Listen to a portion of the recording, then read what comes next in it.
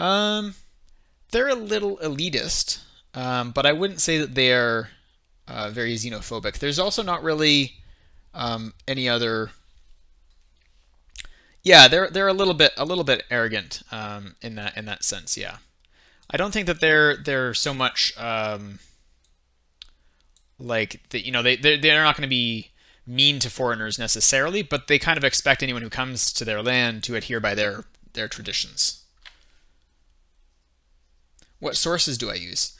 Um, I've just mostly I just refer to other things that I've read. I've read a lot of books, lots of different fantasy settings and stuff. Sometimes I'll look at TV tropes. Is one that I like to use. Not that I'm doing anything vaguely, I mean, I guess now I'm on Twitch, but I'm not really making a TV show. But I like to that site kind of is fun because it shows what are very common things that happen a lot in stories, and then like sometimes gives you ideas of how you can take a common idea and make it a little bit more unique. So that's one that I like to use. And I mean, for just information at a glance, Wikipedia is not bad. Like you probably want to, secondary source if you're doing something really important with it. But if you get a cool idea, I mean, it's fantasy. You can just roll with it. So, um, yeah. Yeah, TV tropes is great. It's also I love the humor on that site, the kind of dry way that everything is written, with his family being an influential house in Soros. All right, I think I'm going to note that his family is not the ruling family of Soros. There's many kind of like noble houses within Soros. Um, so they're just one of the influential ones. So I'm curious then what. Nice, yeah, yeah. So Keller, I'm curious for you. What do you think about Nayar's role of um, like? So he's inherited his family's power, and then what's his next thing to do with this? Is he developing a video game where you play as a noble? Ah, so you're trying to kind of build your reputation back up in your game, maybe. Yeah, yeah. So your family would certainly have money, Calar 7. Everyone in Soros has nicely lined pockets. Um, but I'm curious then. So what's the next order of business for Nayar? He's come into power over his family's estate. It sounded like maybe he wasn't there and he had to come back because his father passed away. So he's totally crashed the ship. What do you mean by that? He's just gonna spend the fortune away? Okay, cool. Is his risky ventures is he trying to succeed but he doesn't know much about it?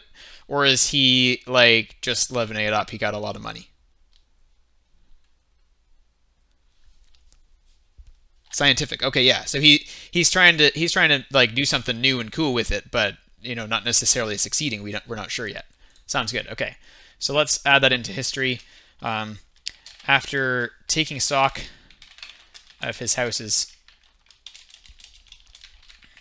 finances, Nayar began investing in projects.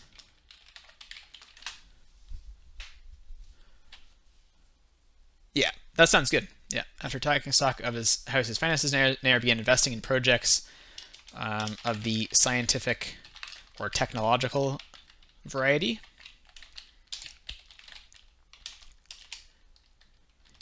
Many failing despite his exorbitant investments.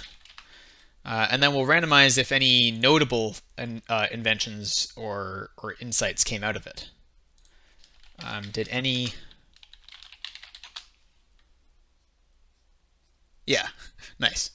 Did any notable developments come of Nayar's investments? We'll say early investments. Maybe this is something that will develop later. We know that for some reason, we know he's important to the view of history here. So he can't, amount to nothing across his life. But maybe this early investment just sets him back even further. So we'll see. These are his early investments. Yes, a new technology. Oops. 2. Yes, a new scientific understanding. Sure.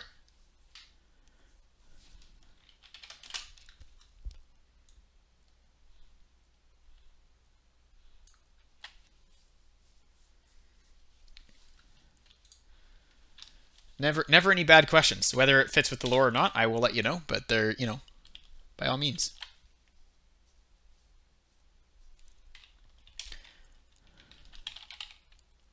Yeah, his early one can be... Okay, sure, sounds good. So then we'll have kind of...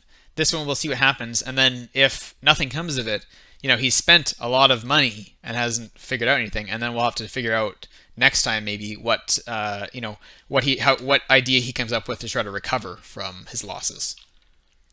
Yeah, for sure, Xanderfell. So if you'd like, you can take on the role of a character here, and we'll add you right onto the wiki, and we'll develop some more information about it. The whole idea of Gethra is to be an interactive world with fan contributions and everything. It's going to be curated from the kind of a professional side of being an author, and maybe I'll even eventually put out some history books studying those, recounting some of these stories. Unfortunately, Xanderfell, I will have to wrap up soon. But you can always catch another one of my streams if you want. Hit the follow button. You'll get the notification when I come online. And at any time you want to tune in, just let me know. We can come up with a character for you. And I'll show you on the wiki here. We can put your username right on there, casting it. Nice. Yeah, he who basks in radiance is kind of cool. He's like a snake person who founded a religion. Part of the snake people were already part of the Gethra world, but we've now learned more about their culture. Okay, so let's head back to Nayar editing here.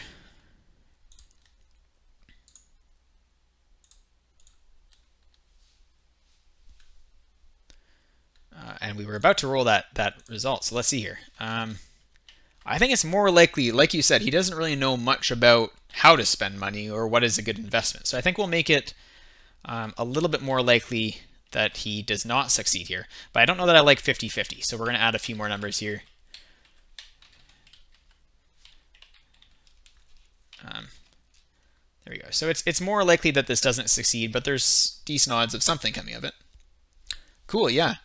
Yeah, that's one thing I noticed with Lives of Gethra. So the Lives of Gethra series had a lot more very close interaction between the users and myself, with individual scenes, figuring out what happened in those scenes. And with that, I found it was surprising how few people tried to play a bad guy. I was really hoping we would have more kind of nitty-gritty characters, and across the grand scheme of Lives of Gethra, there was a lot more players who were always trying to do something good with the world. And I was always, trying to be like, no, something bad should happen. Just it's more interesting for conflict, I think, if there's some internal conflict as well with the character, being at odds with himself or feeling misunderstood. All right, Calor, let's see here.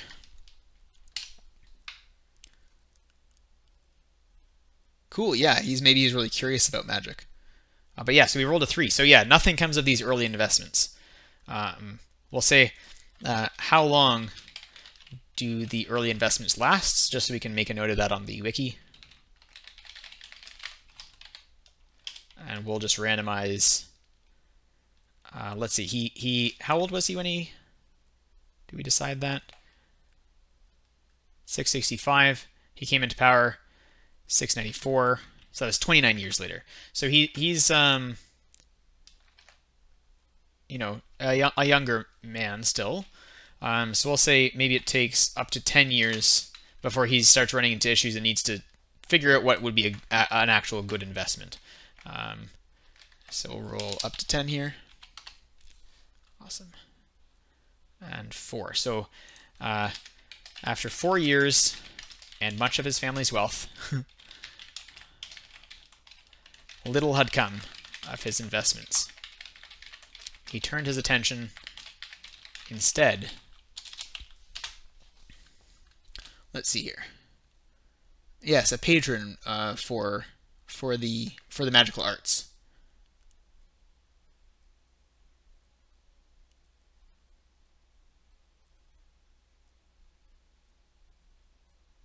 Sure.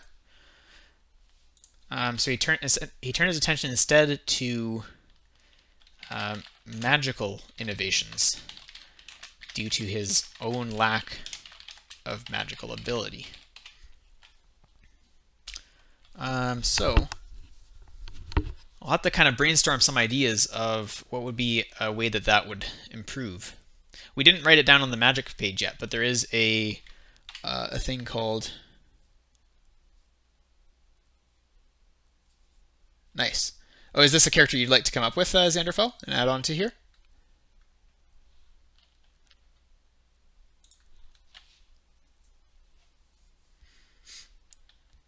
Okay, cool. Well, we'll jot that down in a second. I'll have to maybe revise it a little bit just so that it fits nicely with the existing Gethra canon. But I like the idea of that kind of like an exiled lord, and he ends up just kind of embracing the bandit lifestyle. All right, so we'll come back to that. He turned his attention instead towards magic innovation due to his own lack of magical ability. So a couple ideas I had, Calor, is that one thing I haven't added on the magic page yet is magicians will commonly use something called a crux. It's kind of similar to like having a wand or a staff or a crystal orb. And the way that the crux works is magic is all about that familiarity with things, like we talked about earlier.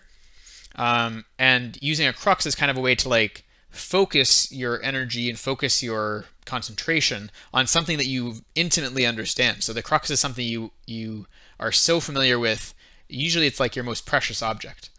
And then that allows you in turn to kind of like compound the effectiveness of your magic onto what you're trying to accomplish. And because of that, sometimes magicians will use a crux that's very showy or well understood. And sometimes for a crux, it'll be something secretive, like maybe a character has several rings and one of the rings is the crux. Because if another magician or an enemy were to get hold of your crux and destroy it or steal it from you, you would suddenly find it much harder to focus the same way you were before. Yeah, exactly. But again, you wouldn't want it to necessarily be the only stone you're carrying, because people would say, well, that's, if we want to beat this guy, that's what we need to neutralize, his precious rock. So one of the things I was thinking is maybe Nayar starts like kind of working more like a curator or a bespoke craftsman, using his investments to develop cruxes for new magicians, wealthy new magicians who want something of a specific design or something unique to themselves. And he can make this whole industry out of where there's not really been a crux making industry before. It would have to be somewhat secretive. It would be very kind of elitist maybe in some ways as well. But other than that, we could certainly come back to other ideas for magic too. He could become invest in some sort of enchanting operation that's enchanting other items. There's just a couple ideas we could jot down. So let me know what you think, Keller.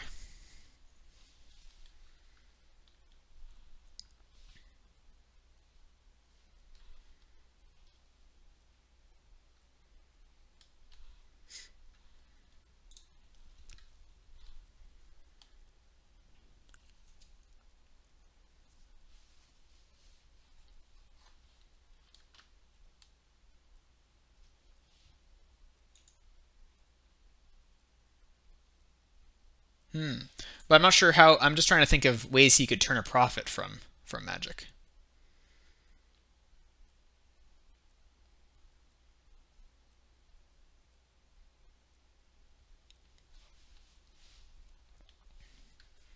Yeah, no worries. Here, why don't we jot down a little bit of Xanderfell's ideas, and Keller, you can fill me in. We'll circle back to that. So let's make a new character. Yep, Saurus does. It's through a small river, but yeah, it does have ocean access. All right, so Xanderfell. So the Argos Van Kelnos. Van is like a naming abbreviation that's very kind of European, and it doesn't really. There's not really anything like there's no characters in Gethra named with that naming convention so far. So what we could do is have a different kind of little naming convention in there. Usually Ven, I think, means, you know, son of or heir of this, you know, following name. So it's like Argos of Kelnos is kind of the origination of that kind of naming convention. So it could certainly have something similar to that in Gethra. We could have perhaps a different word than Van who will kind of work with that. How does that sound, Xanderfell? Or we can just have Argos Kelnos. Hello. I'm on Ishtar. Sure, okay. So let's have, maybe it be, perhaps, I'm just trying to think of coming up with names on the spot. How about Argos Darkelnos? How does that sound? Welcome back, Barbicus. Or you're just saying hi to our newcomer. Or is Uri Kelnos? Sure.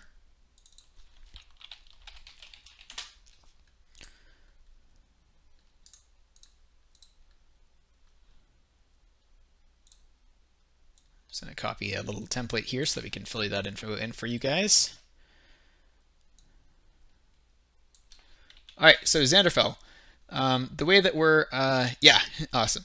The way we're working here with the dates and stuff like that is on my stream, going forward. This is kind of the first time we've got a lot of interaction going, but this is kind of exactly what I would like to see for the channel. So we're going to be going forward with having different time slots. So if you guys check my schedule and stuff, any time that I put in there 700 to 800, it'll look like YSO 700 to 800.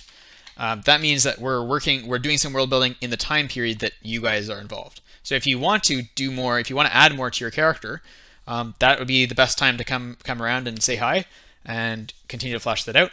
If you're here otherwise, I mean, right now we don't have other time periods. So if you're here at any point on my stream and you want to add some details, just let me know. But, you know, as we continue, you know, hopefully the channel will continue to grow. And if we keep growing, we'll have different time slots. And maybe we'll start a whole another set of characters in YSO 400 period. Yeah, no worries. I have actually a list. I'm on Ishtar. I have a little list of names that you guys can choose from if you don't want to come up with your own. So totally up to you guys. But yeah, so with that said, with this time period right now, we're working on 700 to 800. So this character, Argos Uri Kelnos, is relevant to that time period. So we're going to find out then when was he born. So for that, we're going to say, well, maybe he was born between 660 and 700, 682. And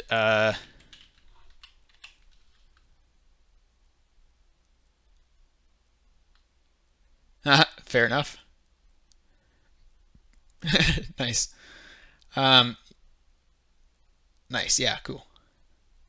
Okay, so Xanderfell, did you want, you know, you can choose any numbers that you'd like if they're your own birthday if you want, or you could just come up with, you know, other meaningful numbers or whatever. But basically, we want a day between 1 and 30. There's 30 days in a month. And we want a month between 1 and 12. There's 12 moons during the Gethra year. So if you want, you can fill in when was Argos Uri Kelnos born, you know, what month and day there. Or we can just roll the dice on it. Up to you. Cool, yeah. Yeah, I wish I had more free time for just random writing ideas. But that's part of what I'm working on here with the Gethra stream. It's something that I love doing, and I'm trying to make time for me, you know?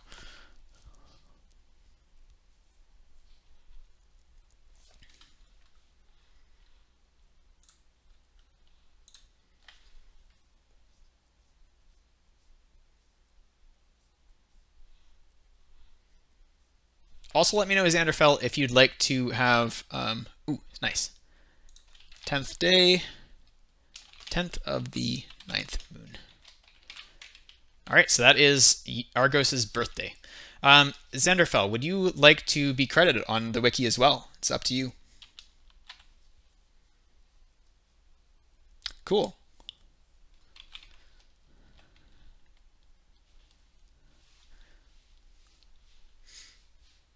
beyond video games, I actually don't have that much role-playing experience. I've been playing in a D&D campaign, and I've done a couple other little things before that, usually like homebrew kind of content. Yeah, no worries. Just another way that you can feel though that like you've had, some sort of, this is your kind of impact on the history here, your little contribution. So let's say out of world details, played by Xanderfell84. Do you want to, I mean, if you want, I can add on your other name here as well. Your other username, up to you. Just let me know.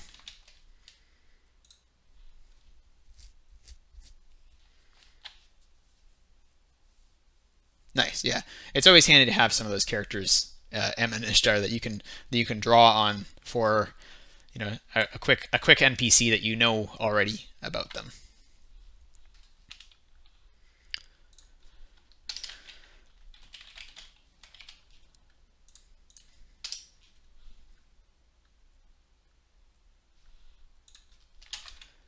Cool. Well, why don't we just leave it as your Twitch name? It's a little easier for me to keep everything organized if I don't have multiple names.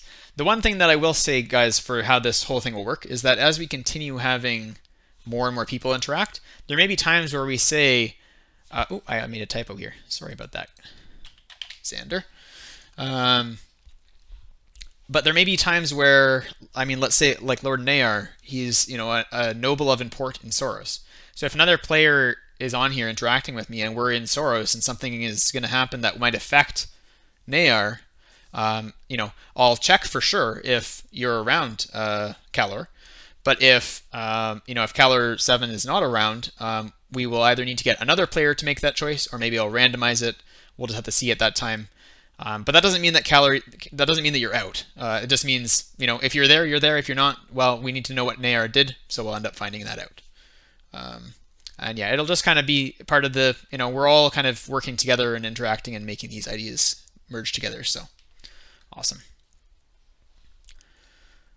Just don't want anybody getting surprised by, something like that. Cool.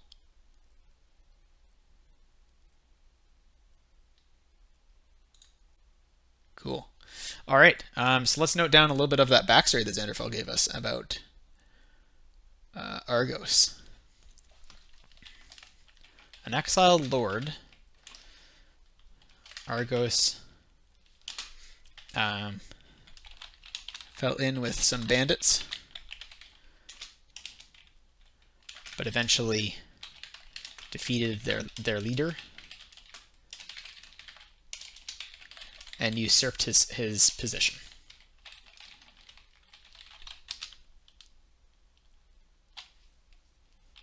As leader of the powerful gang,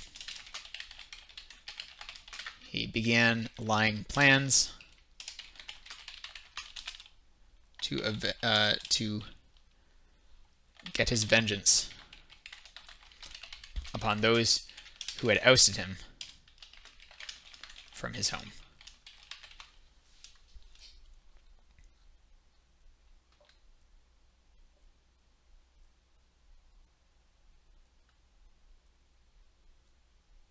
Nice. I'm sure just popping up as a demonic magician all the time.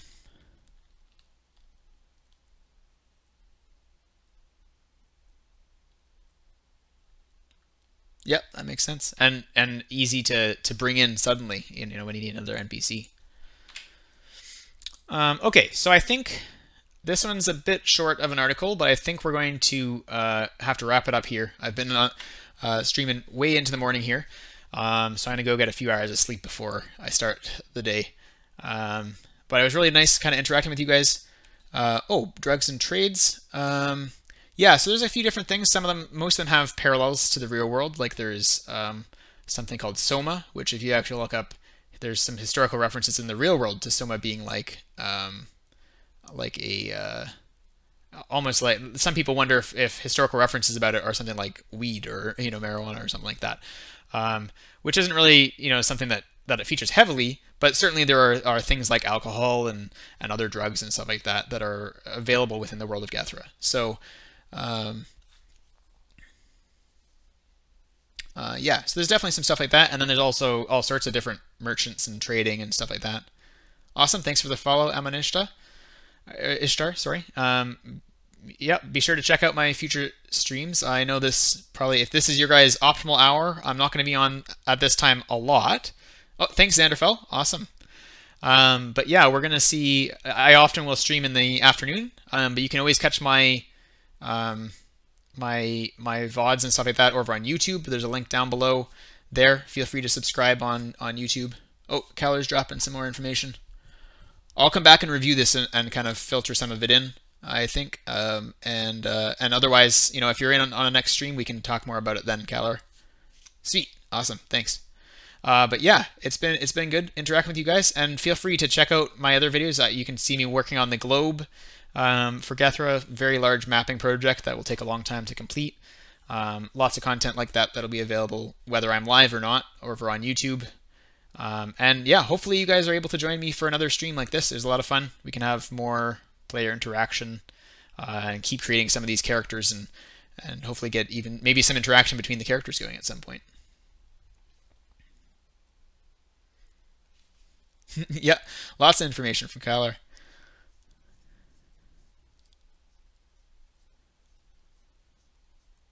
All right. Well, again, this has been Nick at the Knaves Guild, and thanks for checking out my stream, guys. And we'll talk to you next time. All right. Have a good day, evening, wherever you're at. Bye.